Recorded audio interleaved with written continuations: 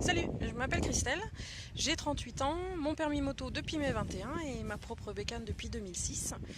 Je fais entre 10 et 15 000 km par an, j'ai toujours eu des motos un petit peu atypiques pour une nana, des grosses sportives ou autres. Aujourd'hui, hop, c'est un CB 1300 qui vient du Nord. Et puis je réponds à quelques questions de Benoît et Delphine de la FFMC 59 qui s'interrogent sur le fait d'être une motarde engagée à la FFMC. Alors, juste pour mon cas à moi, c'était pas évident parce que je n'ai absolument aucun motard dans ma famille et ni de personnes qui pourraient militer dans des syndicats ou des choses de ce type-là.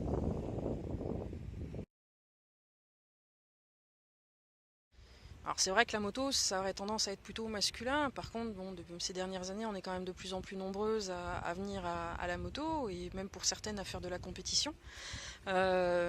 S'investir dans une fédé, ça va dépendre un petit peu de soi. Personnellement, je me sens pas différente de tous les autres motards. Et puis m'investir à la FFMC simplement parce que j'estime que il faut protéger nos droits à circuler, quel qu'il soit, et qui plus est, quand on a la chance de pouvoir pratiquer une passion comme la moto, de pouvoir le faire dans les meilleures conditions. Donc plutôt que rester passive, j'ai décidé d'être active en participant donc depuis 2011 à la FFMC.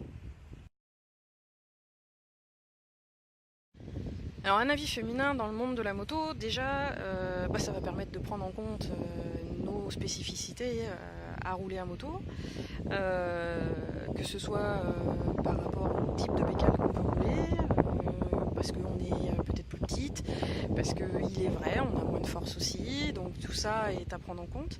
Après, une femme dans le monde de la Fédé qui milite, c'est très très utile quand il s'agit d'aller porter la parole de la FFMC au point de vue de personnes qui ne nous connaissent pas ou qui auraient tendance à avoir un a priori, tout à fait négatif dès le départ, puisqu'on va arriver dans une salle. Moi j'ai déjà vu des personnes en face de nous avoir l'impression de souffler un bon coup parce que ouf, c'est pas que des mecs qui viennent au rendez-vous. On va peut-être avoir une approche un peu plus douce de la chose, mais attention, comme on a l'habitude de dire, et je crois que les filles on est tout à fait capable de le faire, c'est une main de fer dans un gant de velours. Donc ouais, non, c'est clairement un avantage d'avoir des nanas à la FFMC.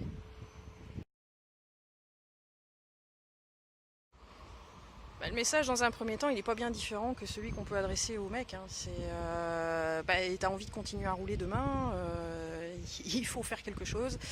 Et puis, il y a besoin de gens qui se motivent, qui acceptent d'aller au turbin pour ceux qui en ont un petit peu plus peur.